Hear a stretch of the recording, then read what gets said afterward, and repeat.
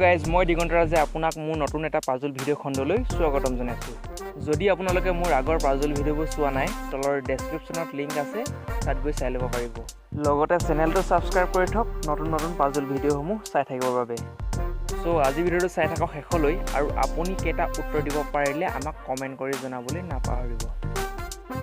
এদিন চলমানক তেওঁৰ দেউতাকে এটা উপহাৰ দিলে, আৰু উপহাৰটো দি ক'লে যে যেতিয়া তোমাৰ পিয়াহ লাগে তেতিয়া খাই ল'বা, যেতিয়া তোমাৰ ভোক লাগে তেতিয়া খাই ল'বা, আৰু যেতিয়া তোমাৰ ঠাণ্ডা লাগে তেতিয়া তাক জ্বলাই ল'বা। এতিয়া কওকচোন, চলমানৰ দেউতাকে তেওঁক কি উপহাৰ দিছিল, যিটো এই তিনিওটাৰ ক্ষেত্ৰতে কামত আহে?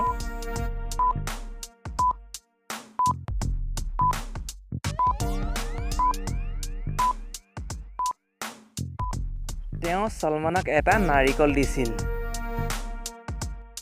দ্বিতীয়টো পাজল, ফটোখন ভালদৰে চাই কওকচোন, কোন প্ৰথমে মৰিব, চলমান নে শ্বাহৰুখ?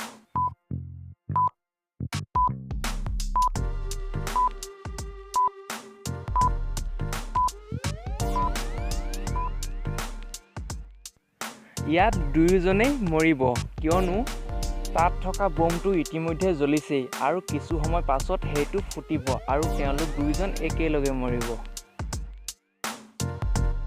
তৃতীয়টো পাজল, এদিন এজন অপৰাধীক তেওঁৰ মৃত্যু কেনেকৈ হ'ব মন আছে তাৰে তিনিটা বিধান শুনালে, কিন্তু তাৰে এটা বিধানত তেওঁ মৃত্যুৰ পৰা বাচিব পাৰিব। প্ৰথম বিধানটো আছিল দপদপকৈ জুই জ্বলি থকা এটা কোঠালিত দি তেওঁক মৃত্যু কৰা হ'ব। দ্বিতীয়টো আছিল কেইবাবছৰো ভোকত থকা এটা বাঘৰ কোঠালিত দি তেওঁক মৃত্যু কৰা হ'ব। আৰু শেষৰটো আছিল গুণ্ডাৰে ভৰা এটা কোঠালিত দি তেওঁক মৃত্যু কৰা হ'ব। এতিয়া কওকচোন, তেওঁ কোনটো কোঠালি বাছি ল'লে তেওঁ মৃত্যুৰ পৰা বাচিব পাৰিব?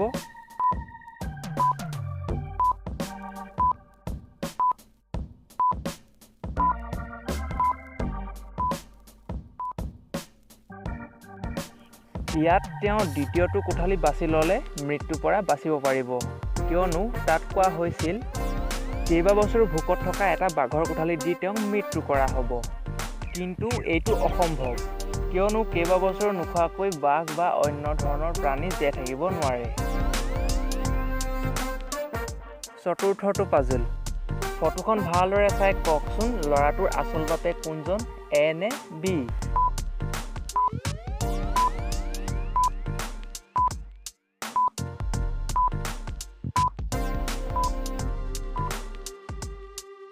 ইয়াত এজন আচল বাপেক, কিয়নো তেওঁ কিতাপ পঢ়ি আছে যদিও চকু কিন্তু তেওঁৰ ল'ৰাটোৰ ওপৰত। কিন্তু বিজনৰ মোবাইলৰ ধান্দা, তেওঁ কোনো ধৰণৰ ল'ৰাটোৰ প্ৰতি লক্ষ্য নাই।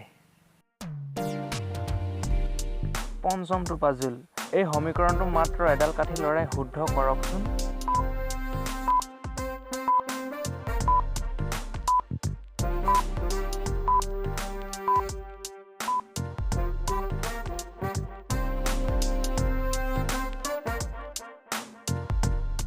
আৰু আজি আপোনালোকৰ থকা বিশেষ প্ৰশ্নটো, কোনটো জন্তুৱে সপ্তাহত পানী খায়? শুদ্ধ উত্তৰটো আমাক কমেণ্ট কৰি জনাওক, কিয়নো শুদ্ধ উত্তৰ দিয়া প্ৰথম 10জনৰ নাম মই আগন্তুক ভিডিঅ'ত উল্লেখ কৰিম। চ' আজিলৈ আছিলে ইমানেই।